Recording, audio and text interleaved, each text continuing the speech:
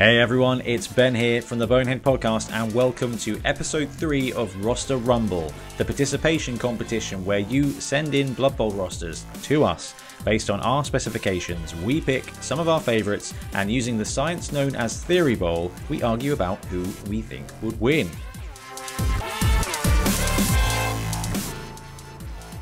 We've got some great rosters for you again today, and to that end, today's co-host and opponent, today's co-opponent is none other than Bloodtithe Ben. Hello, hello. How you doing, man? You okay? Excellent, thank you. How are you? Oh, really good. So, before we get started, let's go over how we're going to do this. We are each going to take a turn to talk through our list of the day, talk through the strategy, talk through the build, talk through the skills, talk through the plan, and when we're done, we are going to flip for the kick. After that, it's all Theory Bowl until a winner is decided. If, however, neither of us can convince the other of a clear winner, we are prepared for such an event. We have sought the services of a game referee who's also looked at the lists we've chosen and picked a tiebreaker. They won't be joining us live on the line, but they have recorded a little message for us if we need it. And to that, our game referee for the day is going to be Ian Warhannam. Right then, Ben, with that all sorted, feeling good about the list? I mean, we'll get to that. It's going to be one of those episodes today. Right, fantastic. In that case, let's get to the lists. Okay then, Ben, talk me through the list you've got today. What is it? Who is it from? What have we got going on? Okay, this is Ripper's Flyboys, and it's a Goblin team, which I couldn't resist taking. You know, I see Ripper, I pick Ripper. Yeah, when I saw this roster come in, I think I might have just PM'd you straight away because this has Ben written all over it. Yeah, this is brilliant. It's by I'm going to say Xavier, but I don't think that's how you actually pronounce that name. Yeah, is that Star Trek thing. Okay, I think it's Xavier. Yeah. Star Trek, sorry, X-Men, isn't it? What am I talking about? Hey, it's still Picard. I've been watching Picard lately. Picard is always Picard. Picard's so good. Are you enjoying it? Oh yeah, it's a good show, great show. It gets even better. There are some moments where you're like, is this really happening? Oh, it's so good. Anyway, back to Blood Bowl. Yeah, so this is all about the man himself, Ripper. So if you're not aware, he is a star troll. He doesn't have really stupid. He comes with Loner, Grab, Mighty Blow, Regeneration, and Throw teammates. So he basically gets Grab and loses the Nega traits. Both of them. That's always hungry and really stupid. Yes. This guy is a super troll. He is, and he's even Strength 6 to boot.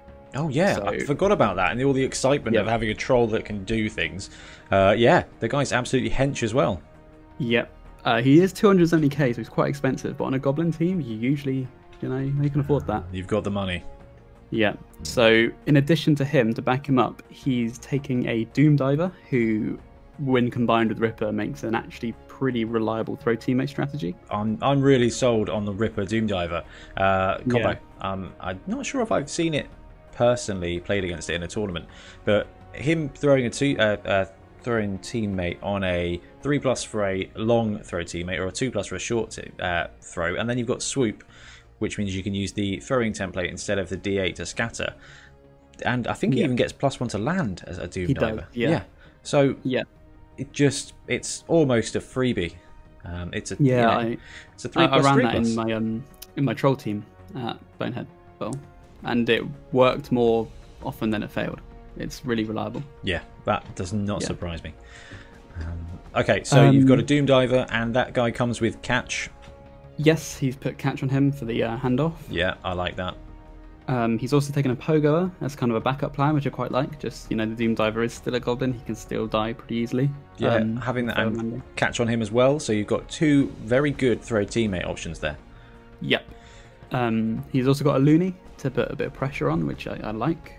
And then he's taken 4 Goblins, one with Sure Hands to pick up the ball, and one with Leader for the extra reroll. But then we realised he had 100k left over, didn't we? So... That was it. We looked at this list, we thought, man, that's a cool list, we have to get that in the show. Then realised that it was actually 100k less than the target, so we just had to chuck in an extra 2 Goblins. So this list is now 10 men strong and comes with 2 Fan Factor as well. Yep. That's a lot. That's pretty good. It's a lot for 7s. 10 players, including a massive troll and a bunch of action. I love it. And one of the goblins has got sure hands, so the ball picker-upper to hand off to either of the catchers to be thrown into the air, and a guy with leader as well to get that all-important re-roll in sevens. Yes, yeah, absolutely. So I think this would be quite an aggressive team because you can afford to lose the players, and yeah, it'd be good. Yeah, you've got spares, you've got some keepers. Yeah, I like this one. I think this is one definitely that we have to consider in the future when looking at 7 Super Series. Yes. So notes from Xavier was Ripper is a pro, so he throws the diver or pogo, whoever is alive and can get the ball. Chainsaw's there because chainsaws are great. Low on numbers, not anymore, buddy. But Chainsaw and Ripper are pretty decent defense, and diver and a pogo is pretty good defense as well. I think that's some pretty decent notes. So, yes, you did kind of hint to this at the intro that it's going to be a underpowered roster.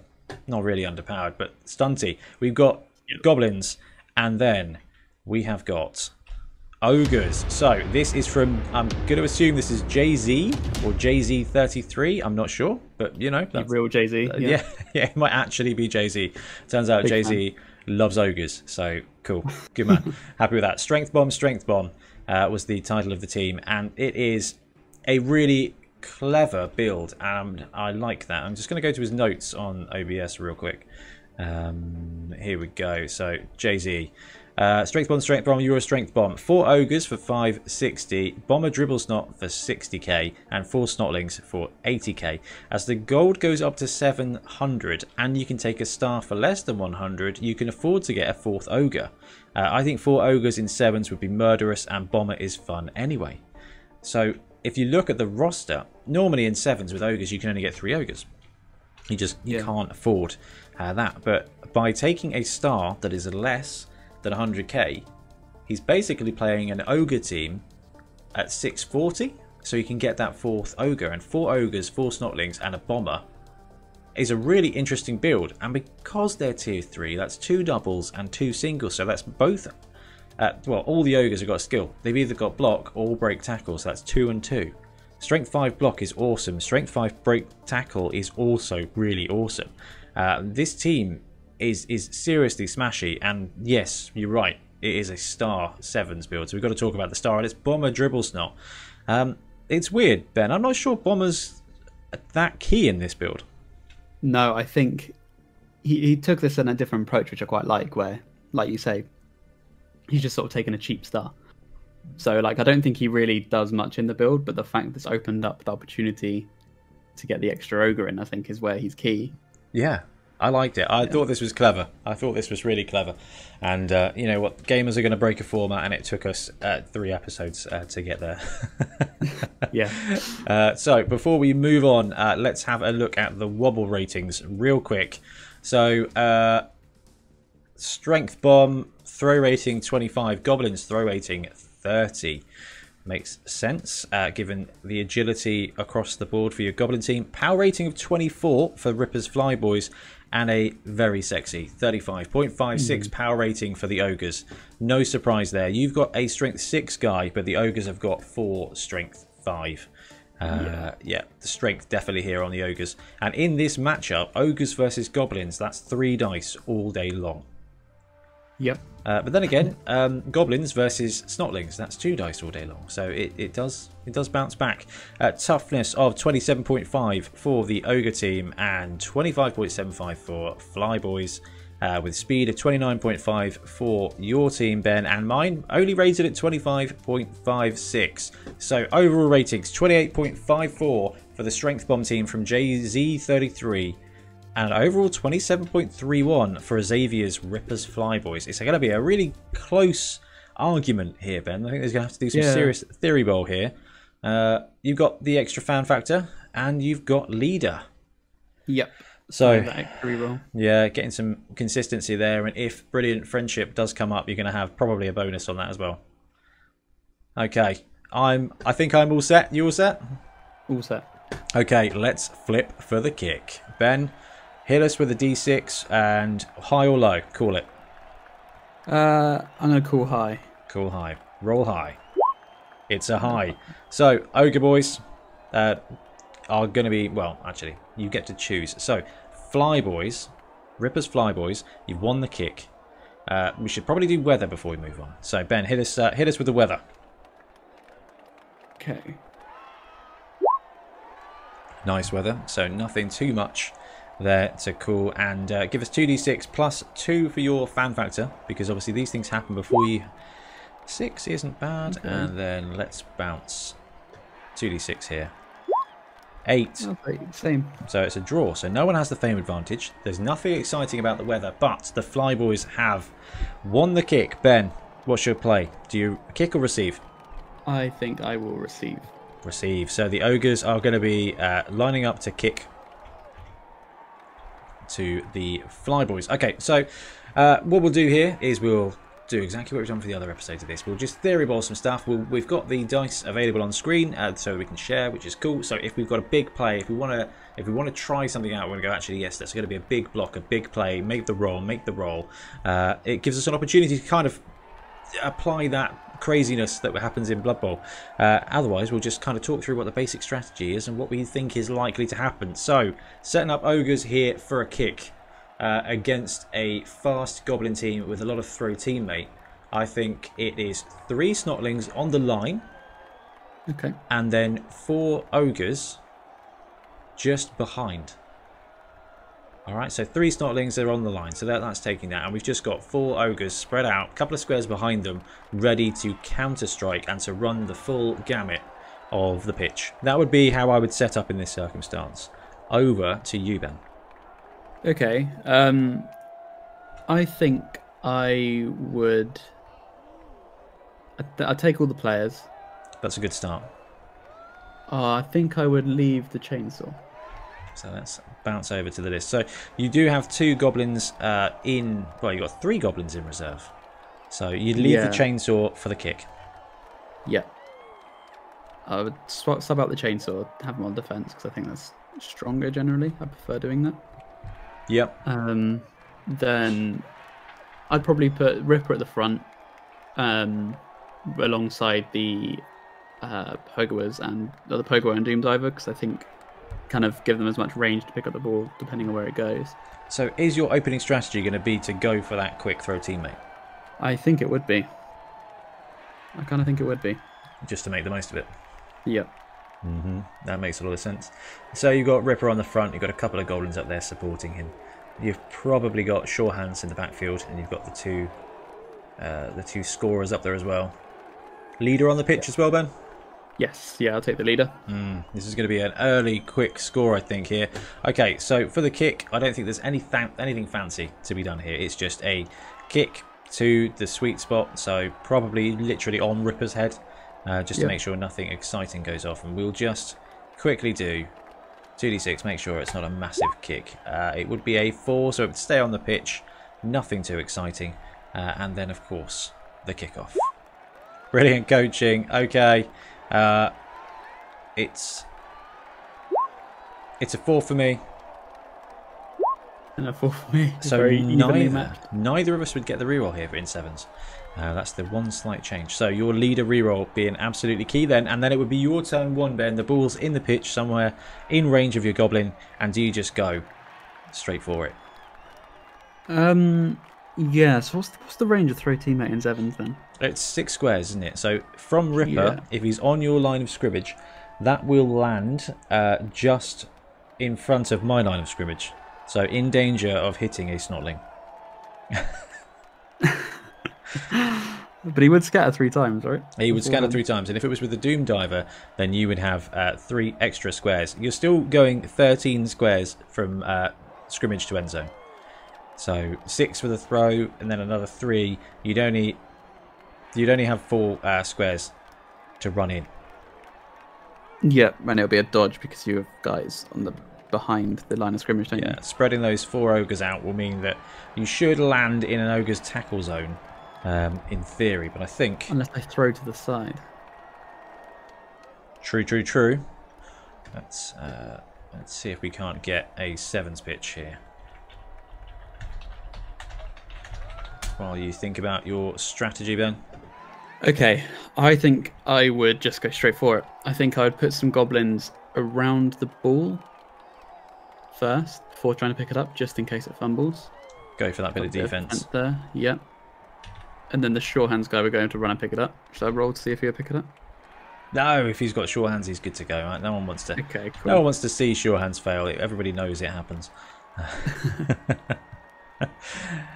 Yeah, I've got the 7th pitch up on here, so we 1, 2, 3, 4, 5, 6 to the line of scrimmage, and then 1, 2, 3 with good bounds, leaving you probably likely to end up in an Ogres tackle zone, but probably not too bad.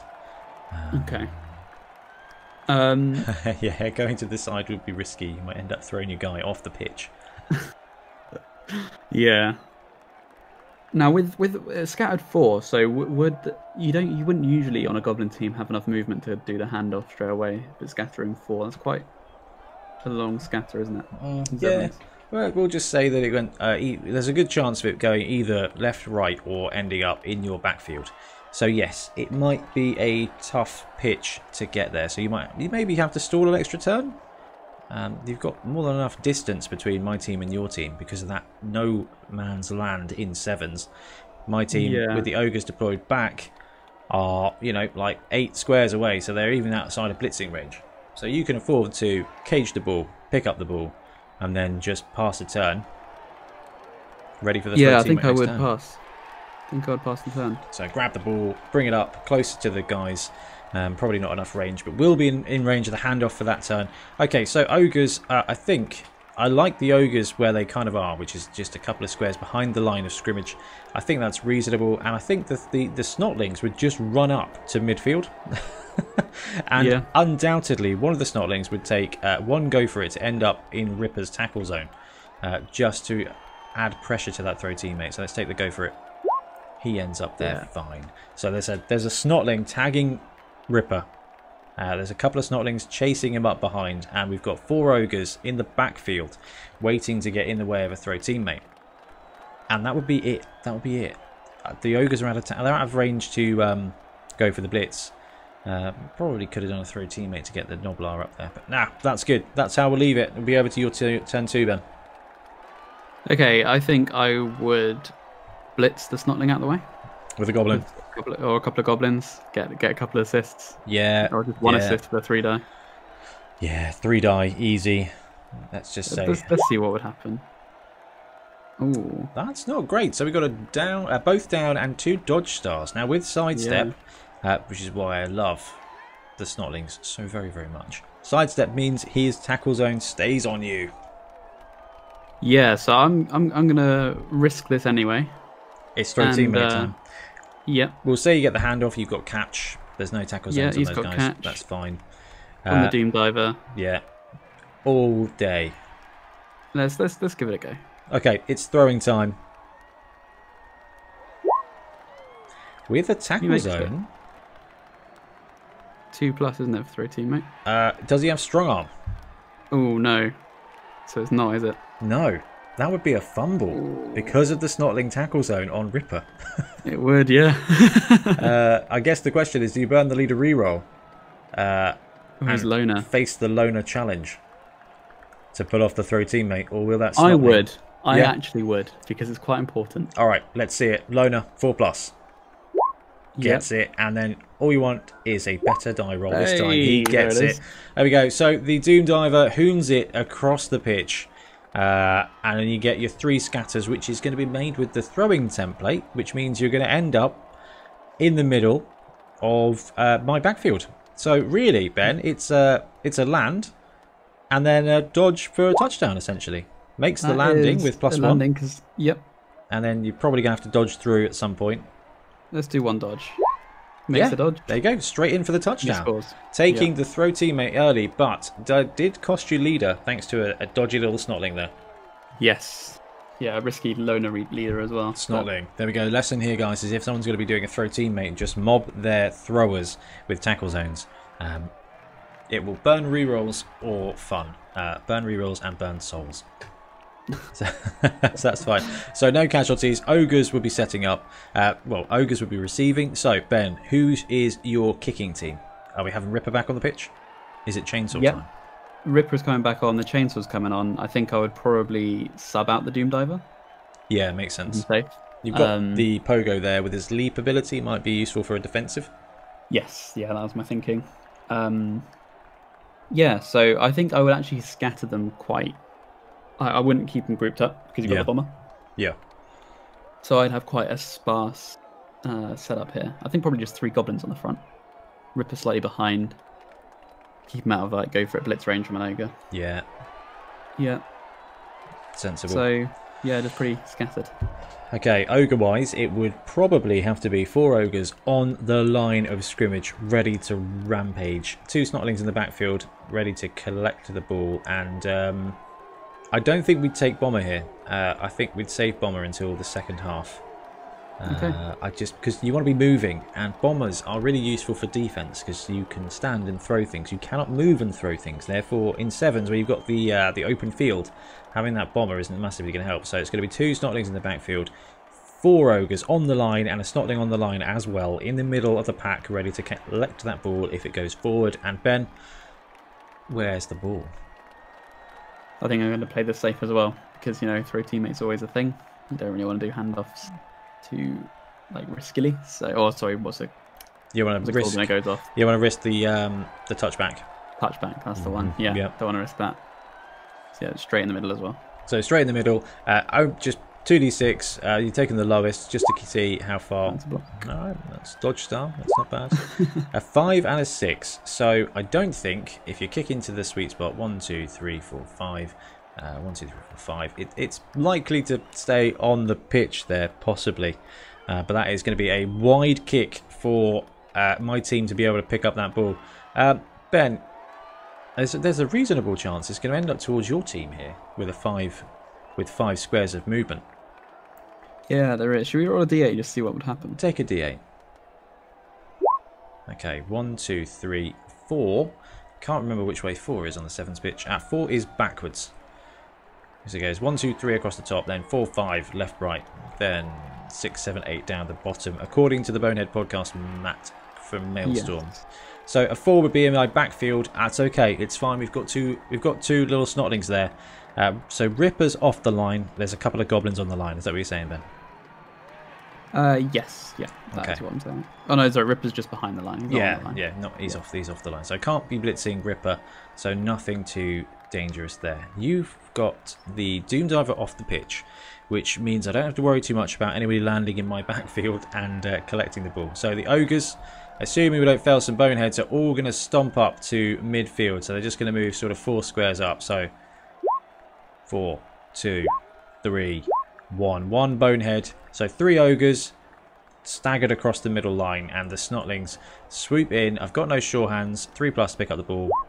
Failed to pick up the ball. So we've got 2 snotlings in the backfield with a ball, 3 ogres in the middle of the pitch, and a snotling standing next to an ogre staring into space on my line of scrimmage. So ogres are still ogres in sevens. Ben, it's going to be your turn 3. What is your plan? I think I would try and blitz an ogre with the chainsaw. Ah, chainsaw. I like it. Yeah. I was expecting a Ripper blitz, but actually chainsaw is a great way to blitz. So, have at it, sir. Yeah, so he would... It would be a kickback test, isn't it? Yeah, cheeky 2+. He's good to go. That. And then 2d6 plus 3 for the chainsaw. Wow, smash it. Destroys it on a 15.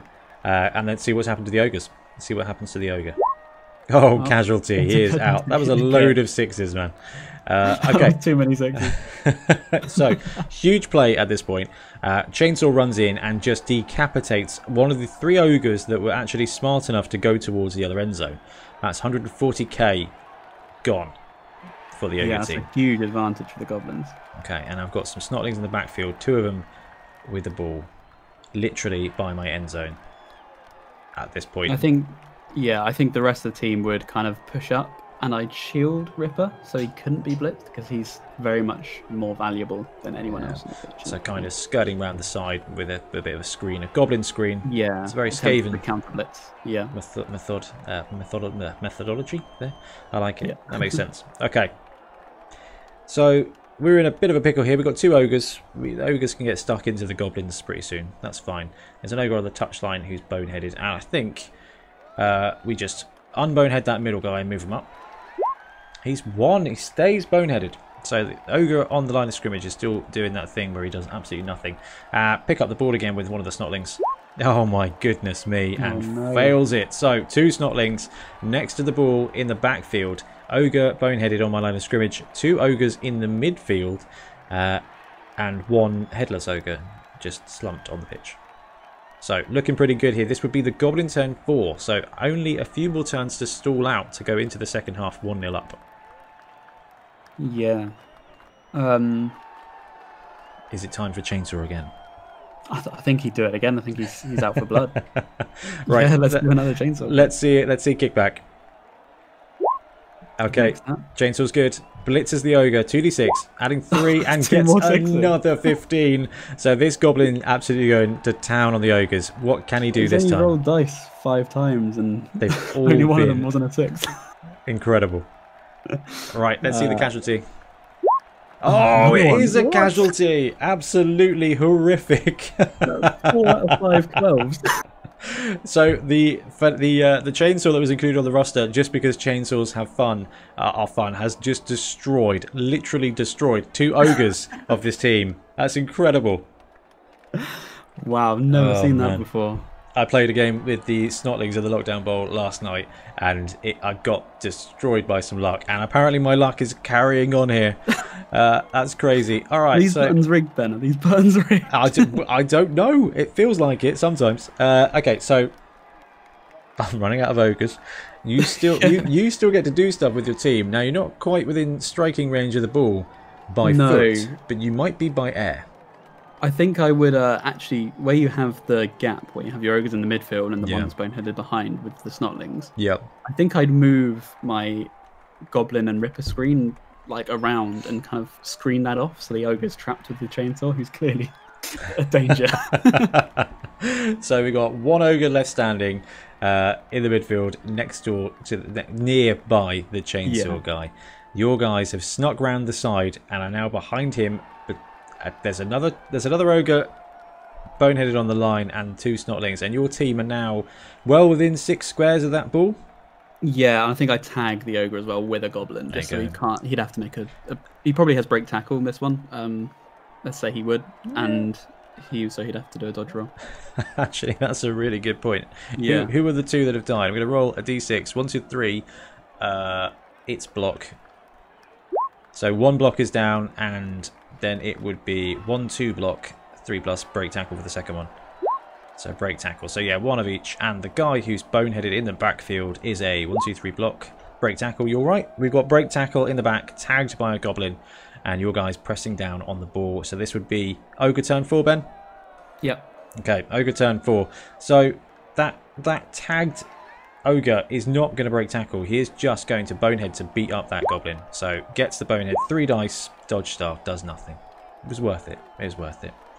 Probably should have done something different there. Probably should have tried to pick up the ball. So pick up the ball with the snotling.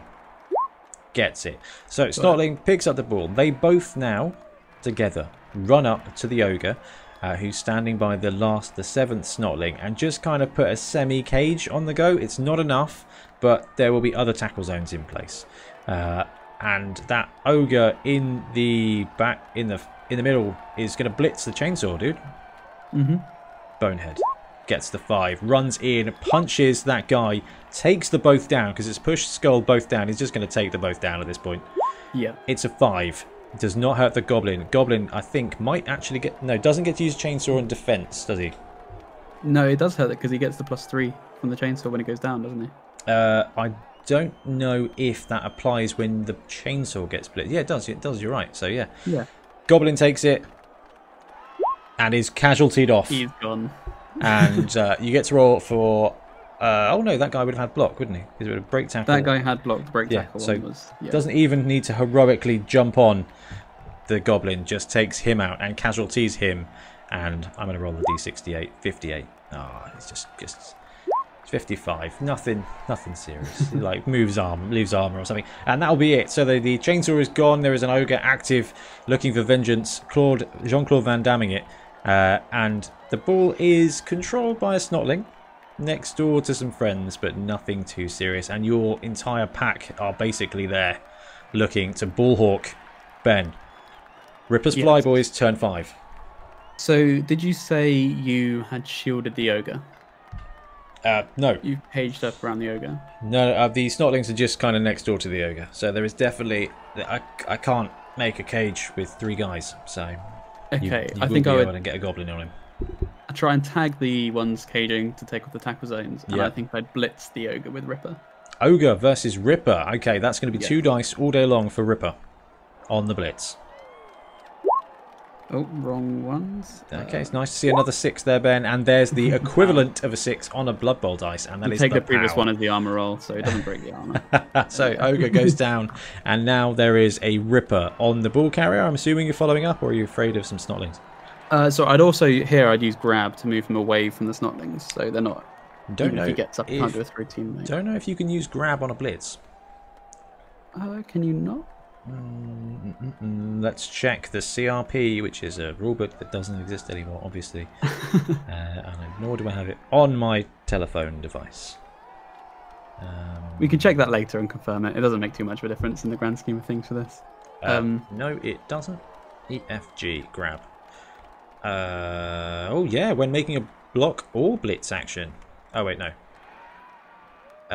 Only while making a block action. If the block results in a pushback, you may choose an empty square. So on a blitz, it doesn't work. Cool. Okay, so that's fine. So he just goes down where he is, and I'll follow up to just sort of get in the way. Yep. So troll on the ball, carrier. Yes, yeah, that's right. And then I think I'll just swarm. Yeah, you've got. I think I might tag the other block ogre with another goblin behind. You know, the one who's putting a bit of threat on in the midfield. The chainsaw murderer. Yes. Yep. But you know, what is it? 280k for 40k? It's a good trade. It's ridiculous, yeah. Absolutely ridiculous. Didn't even foul. Just what a great way to use a blitz action. Oh, that's a good point. I could foul the ogre that's on the ground there. Yeah, I think you Let's could do get a that. goblin over there to make the foul. 2d6. Let's do that. No. Nah, nothing.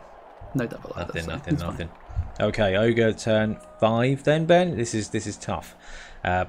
Ogre's on the ground next door to Ripper. Ball carrier is next door to Ripper as well. We've got an ogre though up towards your line of scrimmage, and he's just murdered a chainsaw, and there's not really anybody else around. So I think the Snotling is just going to try and dodge away to get over closer to that ogre, and it's going to be a quick pass to the ogre.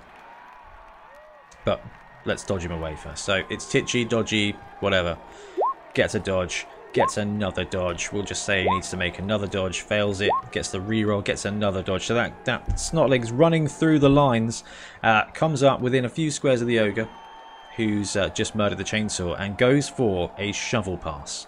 So being stunty, that's a minus. Being a quick pass, that's a plus. So it is all but a certainty here. And it's a 2. Yeah, drops the ball.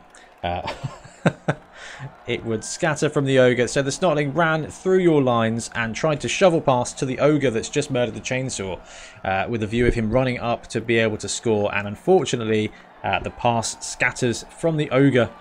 So the ogre is surrounded by his dead friends, a ball and a dead chainsaw, but probably out of range now. Yeah. Yeah, I'll have to bring some guys back. It's your turn 6. Did you get the ogre up? The other one? No. Probably should have.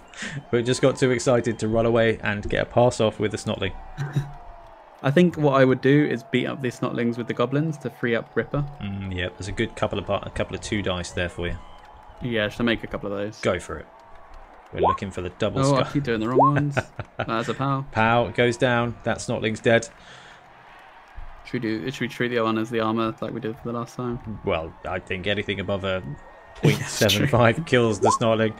So he's stunned. That's alright, that's fine. And then on another one? Yeah, another 2 dice. It's the natural pow. That guy goes down. Roll for armor. 7. Breaks it. Stunned as well. Getting away with it there with the Snotlings. Need these Snotlings. We've only got 4. Yeah. So Ripper's freed up now. Ripper is very much free. So he'd take a blitz on the ogre with blocks. It's a bit risky, but I get the 2 die. It's a long way. Ripper's only movement 4. Yeah, oh yeah. I'm trying to gauge where he would be. Yeah, I think it would take at least a go for it for Ripper to get there. That, you know? Go for it. Okay, take a go for it blitz then with Ripper. Because if you could, I'd say you're probably movement out. You're not have enough movement to make it in. No. With just the Snotlings, you'd have to throw him. So the Ogre needs to go down really, or at least get a tackle zone. I like it. I think that's sensible. Yeah, I'll do a go for it. Could be risky. Oh, he's fine. And 2 dice on the Ogre then. Push, push. Doesn't help. Still outside of touchdown range for anybody. Yes, excuse me. Follow, so. For turn 6. Okay, Ogre turn 6. Nothing much to be done here. That Ogre who's battling Ripper is probably just going to stay there and not bother. Snotling doesn't have enough range to get the ball. And a throw teammate's kind of out of the question because to throw into the end zone with a guy that's already active is pretty tough. So what we'll do then is the Ogre on the left hand side is going to Bonehead to stand up and blitz one of the Goblins that are beating up the Snotlings. Gets the Bonehead, takes the 3 dice. He's break tackle in the backfield, so not enough. The dodge roll, that's it, and that will be it for the half, I think. Yeah, I don't think there's any way there for the Ogres to score, but at least you are kicking to me again. Yes, correct. But you are 2 Ogres down. Yes, indeed. So the lineup for the Ogre team here is now going to be Ogre, 4 Snotlings, and a Bomma. Yeah. Which is a bit subpar. Definitely. Forcing Bomma on the offense there. Yeah, exactly. So you're going to have to try and cage up, I reckon. All right, who's your kickoff lineman? Who's your kickoff lineup here? I think it'll be the same again, but just without the chainsaw. Oh, so sub-in Goblin. What happened to the chainsaw? Oh, the chainsaw died, didn't he? Like, actually died. Yeah. So you don't even get a chance to argue the call to bring him back. Nope. Okay, fair enough. So same lineup again. Ogre-wise, yeah, 2 Ogres on the line now with the Bomma and a Snotling, and a couple of Snotlings in the backfield as well. So kick. What's the plan, Ben? I think exactly the same again. I could do this again. Go for it. 2d6. Want to see some small numbers here, though. Those are small numbers. You can roll ones. There we go. Right, cool. So the ball lands near enough on my line of scrimmage, but kickoff table, Ben. Changing weather, nothing too exciting, but do roll for weather because you never know. It's so nice weather. So the ball lands near enough around the line, so I'm just going to roll Bonehead with both my Ogres. 1d6. He's good. So put the Ogres around wherever the ball has landed. We'll move up the rest of the Snotlings, and we'll move up one of the Snotlings to pick up the ball on a 3+. And it's a 2. There we go. So the ball's bouncing around, but it's in at least 3 tackle zones because it was caged up. Yes. Yep. So over to you for your turn 1. Ooh. I think I will pile on that pressure and just move everyone up. I'm going to keep the Pogoer behind though, because he has the movement 7, so he's going to be the safety net. Pogo behind, Ripper and the Goblins moving up. Goblins will have movement enough to get on the 2 front Ogres on the cage, if you so desire. Yes. It's risky. I don't think I would do, because they are just going to get beaten up. Exactly. So, just pressure the ball by having them around, ready to pick up that scatter if it fails again, I guess. Yeah. Yep. That's the plan. That makes a lot of sense. No blitzes, probably a bit out of range. Yeah, it would be. And no craziness of throwing, just being very conservative. Yep, that makes a lot of sense because it's going to be on to the Ogres now. So, can't do anything but try and pick up this jolly goshing ball. Gets the ball. So, because the Goblins are now there threatening, the cage can't move directly forward. So, it's going to have to kind of go lopsided towards a side zone, a sideline. So, kind of midfield near the sideline now. The Snotlings have moved up. So 2 Snotlings with the ball, and then we're going to have to move the Ogres on a Bonehead. The first one, not in contact with the Goblin, moves up to put an anchor on the cage, and the other one's going to blitz a Goblin on his travel. So Bonehead for the blitz, hits a Goblin, 3 dice, gets the push, pushes him away, and then goes up there to support the cage. So we're kind of near the side, near the wide zone. Couple of Snotlings, couple of Ogres, and a Snotling in the middle with the ball. Can you stop us? It's your turn 2. Serious threat here. Strength 1 cage. Yeah. Okay, two ogres is a little bit better. Now you do have Ripper, and Ripper is a strength 6 blitzing machine. He is, which I think I will take that play. You know, I'm impressed with the chainsaw. It's almost a shame you don't have the chainsaw star player. Yeah. Maybe. The trouble with the chainsaws, as soon as they get hit, they go down straight away as well, don't they? Yeah, but maybe that's what we should have done. Instead of getting those 2 goblins on the roster, Ben, maybe we should have taken Nobbler. Blackpool, oh yeah. To have that second chainsaw for the goblins. Probably worth thinking about if we ran this list and Super Series. Or Scrapper maybe. Anyway, anyway, you're in the process of trying to stop my snotlings. Yeah, I think I put the goblins to kind of screen off the snotlings first. Maybe tag. Yeah, I'll tag some of the snotlings with the goblins. Yep. Keep the pogo behind. He still needs to stay there as a safety. I think I'll try and blitz one of the ogres. Ripper. Would he be in blitzing range, or is he screened by the snotlings? No. The snotlings are behind the ogres, hiding away. Okay. They've got goblins surrounding them, and Ripper is eyeing up a very tasty blitz on an ogre on the corner of the cage. Go for it, Ben. 2 dice. Let's take it. Ooh, Double. Doesn't have block. Both down. Now you. It's a new half. You still got leader. You can risk it. I would risk it. I would risk this again. Okay, go for the loner reroll. 4+. Gets Nailed it again, and another 2 dice on the ogre. That's more like it. Yeah, this ogre does not have dodge. So ogre goes down. Ripper follows up onto the ball again. Absolutely. Okay, and then roll for injury. 10. That breaks the armor. Doesn't need mighty blow, so you've got casualty now. Stun. With an 8. So I cannot remember if ogres have. I think they've got thick skull. They've got thick skull, so he is just stunned, but that could be massive. There's now Ripper on the ball carrier, goblins on the sides of the snotling cage. There is 1 free ogre and a bomber in kind of in the midfield. Which could be a threat here. Yeah, I think that's what we're gonna have to do. So would that wrap it up basically for your 2? Yeah, pretty much. All right, ogre 3, and I think we've just remembered that the bomber is chilling out, so he's going to take a quick pass towards Ripper, just behind him, because why the heck not? So let's roll the dice. It's a 5. It's a 5. It's actually an accurate pass. So on a 4+, Ripper goes down due to bomber. Or I can catch it first, can I? No. It's you don't never throw a bomb directly at a player. Throw the bomb at the empty square behind the player. Okay. They don't get a chance to catch it. It did nothing, however. So. Yeah. It did absolutely nothing. I didn't say that, but I remember in I think it was Tombstone where my bombs got intercepted by Ian Triplo's giant. So. Oh, amazing!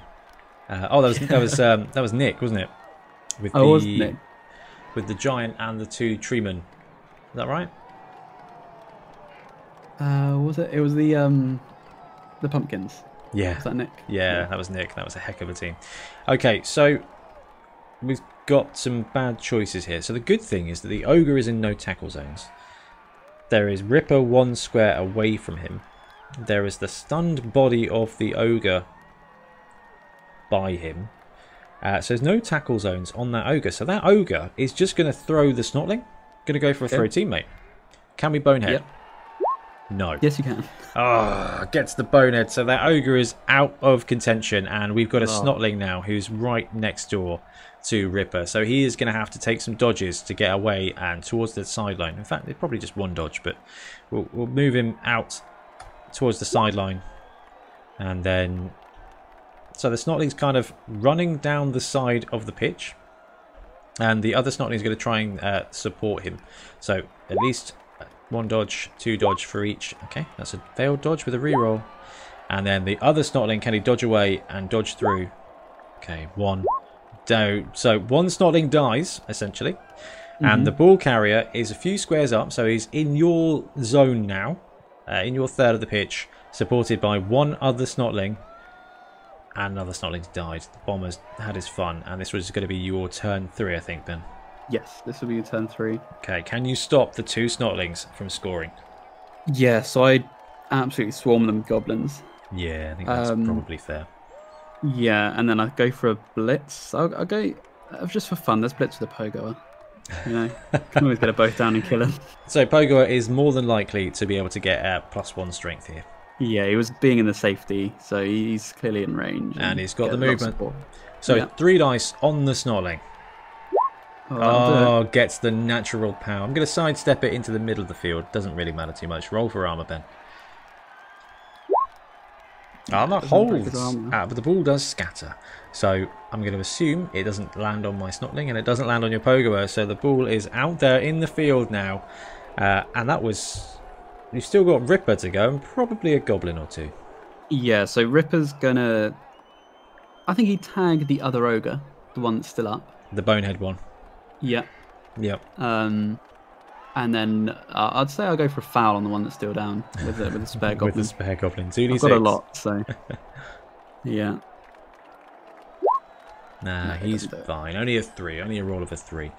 So you've got a Goblin and Ripper by my 2 Ogres down the side. And you've got some Goblins and a Pogoer nearby the ball in your third of the pitch. I've still got a Snotling standing, surrounded by Goblins, but still standing. Yes. Okay. Ogre 4 now? 4? Yep. Okay, so if we've got... We need to try and stand up that other Ogre next door to the Goblin. He Bonehead's on the ground. So we've got an Ogre next to Ripper. That's bad. Bad situation. Not going to prioritise that because all that's going to be is a 2-die negative block. So the Snotling who hasn't exploded on the ground near the ball, probably going to have to make a couple of dodges to pick up that ball. And that ball is likely to be in a tackle zone as well. So I think... Ben, you happy with that? Yeah, I'd say it's next to Pogoer. Yeah. Dodge 1. Gets the dodge. Dodge 2 onto the ball, gets it because of Titchy, and then picks up on a 4+, because 1 tackle zone. Gets the ball, dodge out, fails, reroll dodge, has a reroll, gets it, and then just runs a couple of squares. He's not, and basically he's going to be like 1 short if he 2 go for it. Do you reckon? I think so. I just don't think running around to pick up that ball, it's unlikely, but he's going to take the 2 go for it anyway. To get right next door to the... Here we go. If you blitz him now, and it's anything but death, he will be able to sidestep into the end zone. And that other Ogre is going to take a 2-die up block. Okay, we get the Bonehead on Troll Boy. No, I'll take the push. Yeah, it's fine. I'm not going to follow up. And that will be it. So this would be your 4? Yeah, it would. Okay, I think it's either going to be a stop here or it's going to be a touchdown and then a throw teammate for you for the win.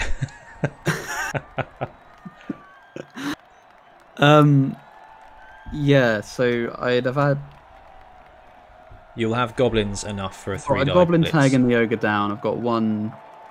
Because he tried to foul. I've got 1... Yep. Near Ripper. I've got... And then the rest are basically there. So I'd say... Did you say you had 2 Nobblers there or 3?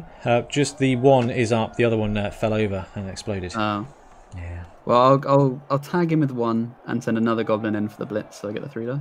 Okay, yep. So it's a Goblin blitz on the Snotling. 3 dice. Yeah. Actually, I think I... Oh, you have sidestep. You can go wherever you like. That's it. Sidestep is going to be key here. Not being able to get into the end zone is okay, but if it's not a POW, he just wanders into the end zone. Yeah, I've got to do it. And the leader reroll has been used by Ripper.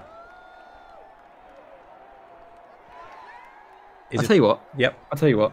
I'd move the Goblins to the 2 diagonals next to him. Okay. It's like let's say you know what I mean. There's 1 square that he can be pushed into directly in front. Yep. And then I'd send in the Pogoer to blitz and leap there. Oh, what? So leap into the end zone. 3rd square end zone. Ah, clever. All right, happy with that. So that's a 3+ leap blitz. He makes the leap. He gets the leap, and now it's a 3-die block. Skull, dodge star. Snotling stays up and sidesteps away, but not into the end zone, just into a Goblin's tackle zone. So yeah, it's not going to be enough to stop the touchdown if the Snotling gets the dodge. Yeah, that's frustrating. Okay, so out of frustration, I'll hit the ogre with Ripper. Yeah, that seems fair enough. Yeah, that needs to make him down. He's down. Doesn't bring it. Armor's okay. Alright, Ogre's 5 now. And all we're going to do is we're going to take that dodge away. On a 3, gets it, swings round, and equalises. So you are going to have 1 turn. Mm-hmm. 1 turn to score? That was Ogre turn 5. You're actually going to have 2 turns, aren't you? So that's plenty. Yeah. So I am down at least a couple of Snotlings, and Bomma, I'm going to argue the call, see if I can keep him on the pitch. It's a 3. So it's going to be an Ogre and 2 Snotlings versus the throw teammate attempt of Ripper's Flyboys. We're going to deploy a 3 on the line and an Ogre in the backfield, really. I think that's all we can do. All right. Not going to be enough. So, is it the throw teammate setup, Ben? It is, and I'm going to set them up kind of on the wing. Okay. So I don't have to throw on the diagonal, so hopefully I can stay away from that Ogre. So kind of, they still obviously have 3 on the line of scrimmage, including Ripper. Yeah. But the, just offset. Yes. Yeah. Okay. It's going to be the sure hands goblin in the middle, just so you can try and pick it up. Yeah, it's going to be a straightforward kick to the sweet spot. 1 square lands near Ripper and kick off. Changing weather. Nice weather. So nothing much. So the ball lands almost where you need it. Your sure hands guy is in range of picking this up. This is important, so I will roll this one. All right. Does get it. It's a 4. He gets the ball. You guys hand it off to the Doom Diver, because I think that's probably reasonable, because it didn't land too far. Definitely. That's going to be an easy one with catch. Yeah. Doesn't even need it. It's a natural 6. So, are you advancing everybody else up, or are you just going to go for the throw teammate? I'm going to move the goblins to protect the spare goblins in the pogo to protect them. Mm-hmm. Kind of make a small shield, like a screen. Yep. Just in case this goes south. That makes a lot of sense. And then I'll try to throw. Here it is. Oh, he fumbles it again. He fumbles again. The leader reroll's gone. Now, this is only your turn 5, so you actually do get a chance at it next turn. I do, yeah. Goblin has to land, though, on a fumble. Oh, he doesn't. He does not. I'm going to roll armor for this, you know? Yeah. Let's see if this ends it. Armor. Stun. He's stunned. Okay, so it's going to be up to the pogo now. Well, no, it's the end of the turn. Well, that's next turn. Next turn. Yeah, next turn. But that would be a turnover. So the only sensible thing for the Ogres to do is to throw a Snotling towards you. And it's going to be a Bonehead. And the Bonehead fails. So that's that. So the other guys are just going to kind of shuffle back a bit. I don't think it's going to make much difference. No, to hell with that. The 2 Snotlings are going to run up the pitch towards Ripper. And we'll take a go for it to get in the tackle zone. There's a tackle zone on Ripper. It's your turn 6. Okay, I'd punch the Snotling that's on Ripper with the goblin. One of the screening goblins. Okay, blitz 3 dice. Easy block. It's the pow. Snotling goes down. You clear that tackle zone away. Yeah. So ball is loose, but you've got the sure hands pick up to hand off to the pogo up. You know what? Pogo's got catch. That's all the rolls. Let's roll them anyway, because it is the final turn. I'm keen on rolling this. All right. So sure hands pick up 3+. Gets it. Catch hand 3+. Off to catch. Yeah. Makes it. So Pogo has the ball. Ripper would then move up because the Pogo was screening. So he'd move up and do the throw. Go for it. So he has 1 square advantage here. Well, you may as well have 3 squares advantage, right? Oh, just throw him all the way, I reckon. Yeah, let's lob it. Oh, no! Fumbles him again. Oh, Ripper. Oh, brutal. And that would actually end the game. It would. Okay, yeah. So straight up, Ben, I'm not even going to go to the tape. This is Ripper's Flyboys. They get the advantage on this. They should have been able to score that second throw teammate. And I think them taking the win is fair enough. Xavier, incredibly great work building up the strength bomb team. Oh no, JayZ, incredible work building up the strength bomb team. I love that. I love the list building, but I think the advantage does have to go to Ripper's Flyboys here. I think there's just a lot of tech on that team. This would be one that I'd really enjoy playing. This could sweep the field if you didn't fumble quite so much. So maybe actually the shorter passes might work better for Ripper. Yeah, maybe. And Maybe you're right. we found Ripper's vulnerability. He doesn't have all those nega traits, but only being able to do the quick pass with the throw teammate. But then it's quick pass. Then you've got 3 throw-ins, so it's 6 squares on a 2+. If the goblin can land, it's movement 7. So the dive is 6. So he lands basically on the line of scrimmage and has to have 1 go for it in for the touchdown. It might actually be better odds to do that 2+, 3+ land, and a 2+ go for it, rather than the trouble is with him is the Doom Diver doesn't have dodge, so if you do end up in the tackle zone, it's kind of sticky. That's why I quite like taking dodge as one of the first skills on a Doom Diver in a tournament, just because it gives you that. Rather than catch. I see. Yeah, no, that's really, really solid. And definitely something to consider, because I'd like to see this roster actually played out. Really cool. Me too. Really cool. So congratulations to Xavier there, who I'm pretty sure actually is one of the guys who follows us on YouTube. Yeah, fantastic. Ben, thank you so much for theory bowling that through. That was good fun. That was. No, thank you. Cool. Right, so we will be back next weekend with the podcast, and the weekend after with episode 4 of Roster Rumble, so there's still time to get your roster in. Then I think we're going to go to the playoffs. I think we're going to go and do a kind of like a playoff situation, Ben, but we'll talk about that off air. So yeah, great. We're going to wrap up the episode now. So guys, thank you very much for listening. Thank you for watching. Thanks for joining us, and we will see you soon. Bye-bye.